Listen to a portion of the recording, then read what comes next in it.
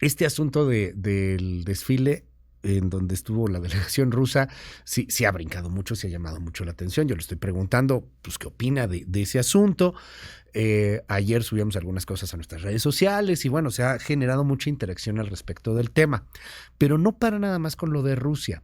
El fin de semana estuvo muy cargado de símbolos. Fue ese asunto de Rusia marchando junto con Nicaragua en la fiesta más importante de nuestro país, que es el 16 de septiembre. Y luego en La Habana, en Cuba, la canciller Alicia Bárcena hablando del regreso de México a algo que se llama G77. Hoy está aquí con nosotros quien para mí es la mejor internacionalista en este país, que se llama Brenda Estefan. Brenda, un honor tenerte aquí. ¿Cómo estás? Muy buenos días. Muy buenos días, Luis. Un gusto estar contigo en el estudio. Oye, gracias por venir, Brenda. Pues mucho de qué hablar. A ver qué te parece, nada más para ahora sí que para arrancar. ¿Qué onda con los rusos marchando? Pues ¿Estamos mira, exagerando o no? No, yo creo que no puede pasar como una simple anécdota y yo creo que la respuesta del presidente de que así siempre se ha hecho, pues no toma en cuenta el contexto actual. Desde hace 19 meses, el ejército ruso lleva a cabo una invasión en el territorio de Ucrania, un país internacionalmente reconocido como un país independiente, con sus fronteras bien definidas. De manera que Rusia está violando el derecho internacional y la Carta de la Organización de las Naciones Unidas. Más allá de la posición que cada uno de nosotros pudiese tener y que pudiéramos hablar aquí, Luis, al menos una hora de cómo se gestó este conflicto, cómo llegamos a esta guerra. El hecho es que desde hace 19 meses hay una invasión de Rusia a Ucrania que ha cobrado cientos de miles de vidas. E invitar a miembros de ese ejército a participar en el desfile cívico-militar de México, pues es, por decirlo menos, una pésima decisión, una señal de cómo vemos el mundo, cómo vemos las relaciones, porque no es nada más un acto diplomático, es un acto militar, que es aún más fuerte el mensaje. Cuba, Nicaragua y Rusia, y México, y Venezuela, y México... Con todo respeto para todos los países, pues, pero es que no somos por ahí un país perdido, no sé, en Europa del Este, no somos un país chiquito, un país muy importante, el principal socio de los Estados Unidos. ¿Le estamos diciendo algo a los gringos? Yo creo que el mensaje sí es claro, no solamente a Estados Unidos, sino al mundo. El hecho de que hayan venido contingentes de las 3 dictaduras de América Latina, pues es delicado también, porque de alguna manera, más allá de izquierdas o derechas, de la visión que podamos tener, un gobierno dictatorial viola los derechos humanos de sus ciudadanos y muchas veces se apoya justamente en el ejército para llevar a cabo esta violación. Y tener a representantes de esos ejércitos que violan los derechos de los ciudadanos de sus países en una conmemoración histórica de México, pues desde luego que envía un mensaje al mundo y nos habla de cómo ve este gobierno las relaciones con el resto de los países. Me parece otra vez que no puede ser tomado a la ligera, es un mensaje que me parece es una pésima señal de cómo se ven las cosas desde Palacio Nacional, porque desde luego esto no pasó sin la anuencia del presidente. Ahora, me llama mucho la atención, Brenda, que estamos frente a un fin de semana de muchos símbolos. Sí, Rusia ahí ha generado un escándalo. El presidente dice que, pues, ¿por qué no hicieron tanto escándalo por China, que también estuvo ahí presente? Te voy a decir algo respecto a ese argumento del presidente, Luis, si me permites. Ciertamente, algunos pueden criticar el poderío chino y su visión del mundo, pero China ha utilizado el comercio y el desarrollo económico para ir avanzando sus intereses. Y la parte militar ha sido una parte como de respaldo, es decir, desde luego vimos en las últimas 24 horas más de 103 aviones militares en la región, chinos en la región de Taiwán, aumentando la tensión en la región, pero no ha llevado a cabo todavía, al menos hasta el día de hoy, una invasión en Taiwán y un acto de agresión militar como el que estamos viendo de parte del ejército ruso en Ucrania. Rusia, ante la imposibilidad de avanzar sus intereses por la vía diplomática, de desarrollo económico o comercio, ha utilizado la vía militarista. Ahora, aquí hay un asunto, porque si ves a China y... Digo, de todas maneras, como que no jalamos tanto con China como jalaríamos con Estados Unidos y Canadá. Ayer jugábamos un poco en las redes y decíamos, veamos el mapa, o sea, México, Estados Unidos y Canadá, estamos aquí. China está allá, Rusia está allá. Y veamos los números. ¿Qué se nos perdió en otros países? ¿Qué se nos perdió en Rusia o en China? Si nos ponemos a ver los números, esto no es un tema, a mí me llama la atención como en redes de repente, pues la crítica es que ustedes quieren besarles los pies a Washington. No, lo que queremos es los intereses de México y los mexicanos. ¿Dónde están esos intereses al día de hoy? Y bueno, si vemos los números son clarísimos. Sí, claro. Más del 80% de nuestras exportaciones van a Estados Unidos. Si sumamos Canadá y la Unión Europea, pasamos del 95%. Pensemos en la inversión extranjera directa, cerca del 50% viene de Estados Unidos. Y los siguientes inversionistas, desde luego, son países europeos y Canadá. Si pensamos en el turismo, desde luego, el mayor turismo viene desde Estados Unidos también. También tenemos el tema de las remesas, que representa más del 4% de nuestro PIB. En fin, el tema es, ¿dónde están los intereses de México y los mexicanos? México, yo insisto, o sea, somos, creo que geográficamente parte de América del Norte. Correcto. Guste o no guste, somos América del Norte, o sea, esto es geografía, y son nuestros principales socios. Si hay un bloque importante, pues es Canadá, Estados Unidos y México. Pero se ha hablado de este asunto de los BRICS, ¿no? Y la semana pasada, pues llamó la atención esto que pasó con el jefe de la misión diplomática rusa en Sudáfrica. Mi ruso ya sabes que no está muy bien, está un poco desaceitado, pero Ila Igorevich Rogashev, que en Emiratos, bueno, que le regala al embajador de Emiratos Árabes un billete de los BRICS, que es una especie, ahorita yo creo que tú no lo puedes explicar muy bien, pero para decirlo de una forma, como de competencia de la zona euro, pues, o sea, de estos grupos de varios países que unifican una moneda. Y sopas perico, ahí está la imagen de México, la banderita de México en el billete de los BRICS, Brenda, o sea, y luego están los rusos marchando aquí en el Zócalo.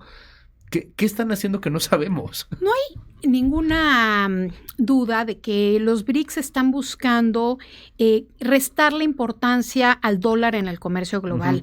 Incluso ha habido acuerdos entre algunos miembros de este grupo, como digamos entre Brasil y Rusia, para que el comercio entre ambos pudiera darse en sus monedas y no a través del dólar estadounidense. Pero entendemos esos BRICS como lo explicamos, o sea, como si fuera la competencia de los euros, para que lo podamos entender ellos todos. Quisieran crear en términos económicos una especie de euro del sur, ¿no? Okay. De países de lo que hoy se ha dado en llamar el sur global, países en vías de desarrollo, como se les conocía anteriormente. Y me parece que estamos muy, muy, muy lejos de que eso sea una realidad, de que realmente puedan crear una moneda que le pueda competir al dólar. No está eso ni en el corto ni en el mediano plazo, o al euro. Desde luego hay enorme tensión entre los países miembros de este bloque. Vimos simplemente entre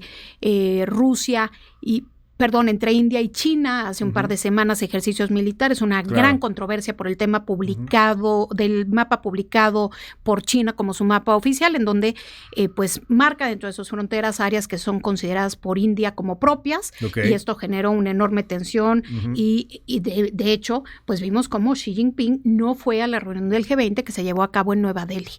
Él decidió no asistir, es una señal muy clara de que no le quiere dar todas las cartas para jugar, digamos, a Nueva Delhi.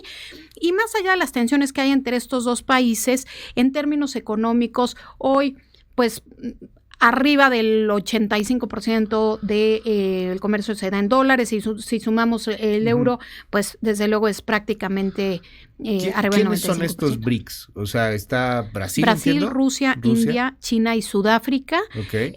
Pero bueno, ahora se incorporan nuevos países, entre ellos, por ejemplo, Argentina. Y pareciera que estos foros regionales quieren fortalecerse cuando vemos a una Organización de las Naciones Unidas que ha sido incapaz de lograr los objetivos para los que fue creado, que fundamentalmente, más allá, desde luego, de toda la loable labor que realizan sus agencias en diversas materias, educación, cultura, combate a la pobreza, en términos de evitar la guerra, pues no se ha logrado. No solamente hablamos de la guerra en Ucrania, hablamos de la guerra en Siria, en Yemen, etcétera, y vemos cómo la Asamblea General de Naciones Unidas, que inicia hoy en Nueva York, pues nada menos de los 5 países miembros permanentes del Consejo de Seguridad de la Organización de las Naciones Unidas, solamente va a participar como jefe de Estado Joe Biden de Estados Unidos, pero no estará Xi Jinping de China, no estará Putin de Rusia, no estará Macron de Francia, ni Rishi Sunak del Reino Unido. Tampoco asistirá el presidente de México, eso ya se ha vuelto costumbre, y tampoco asistirá, por ejemplo, Narendra Modi de la India, de forma que este espacio, que es un espacio democrático, donde todos los países, sin importar la ideología de su gobierno, el tamaño de su economía, pueden tomar la palabra frente al resto del mundo, pues va a estar en esta edición algo desangelado, a pesar de que será la primera edición que irá físicamente Zelensky desde el inicio de la guerra, pero fuera de ello realmente no hay expectativas pues de grandes temas. Seguirán en la agenda, desde luego, Ucrania y la Agenda 2030, los Objetivos de Desarrollo Sostenible, para los cuales el mundo va muy mal, va muy lento. O sea, va a estar físicamente en Nueva York Zelensky. Sí, correcto. Va a estar y ahí va a estar Rusia también, ¿no? Rusia va a estar Lavrov, el ministro de Exteriores. Putin no, pero Putin Lavrov no va a estar. Sí. Interesante ahí la foto, de pronto no creo que se encuentre en el pasillo. Seguramente. Pero las fotos de cómo van a compartir el mismo micrófono, a final de cuentas, hablando al mundo, pero la ausencia de los otros países, y en donde yo te preguntaría, entonces, ¿qué tan peligrosos empiezan a ser estos bloques, esta especie de BRICS, estas situaciones en donde hay un sentimiento de nosotros somos los desprotegidos, los desposeídos, los abandonados de los estadounidenses, ellos son los malos, nosotros somos los buenos, o que desde otra perspectiva pareciera que ellos son los malos porque no están con el tío Sam? ¿Qué tanta fuerza toman? Pues lo que es una realidad es que hay una reconformación del poder a nivel global. Con la guerra en Ucrania, las consecuencias de la pandemia por COVID-19 y los efectos del cambio climático, estamos viendo cómo diferentes países están buscando tener mayor liderazgo. Es percibido, sobre todo desde Moscú y desde Pekín, que Estados Unidos va en declive. Esto lo leen a partir de la toma del Capitolio el 6 de enero de 2021 y de la caótica retirada del ejército estadounidense de Afganistán, además de la tremenda división social y política que hay en Estados Unidos. Y entonces buscan en este momento diferentes países levantar la mano y tomar un poco de este poder global que se está redistribuyendo. Y vemos ahí como países como India, como Turquía, como Arabia Saudita, también de países, digamos, de tamaño medio, potencias medias, levantan la mano para buscar hacerse de, pues, una voz. Llama la atención que México, que tiene las características para ello, pues no necesariamente lo está haciendo. De hecho, este fin de semana se anuncia que México se incorpora al G77 y China. Eso iba. Este grupo, es un grupo, digamos, dentro de la Organización de Naciones Unidas, de alianza de cabildeo entre países también, fundamentalmente del sur global, que buscan fortalecer sus posiciones. Pero el tema es que este grupo fundamentalmente trabaja en posiciones económicas y de comercio. México, por la razón que haya sido, durante años avanzó en el tema del libre comercio y la relación, de apertura comercial con diversos países del mundo. Muchas de las posiciones del G77 van a estar contrapunteadas con este México de hoy. México salió de esta organización hace casi 3 décadas, en el 94. Perdió las posiciones que tenía ahí, pero ganó otras. Pero, México, o sea, nos fuimos a la OCDE, ¿no? Sí, aunque no necesariamente entrar a la OCDE implicaba renunciar al G77. Claro. Por ejemplo, Chile, después de nosotros, Chile se incorporó a la OCDE y no renunció al G77. Claro. Fue una medida autoinfligida.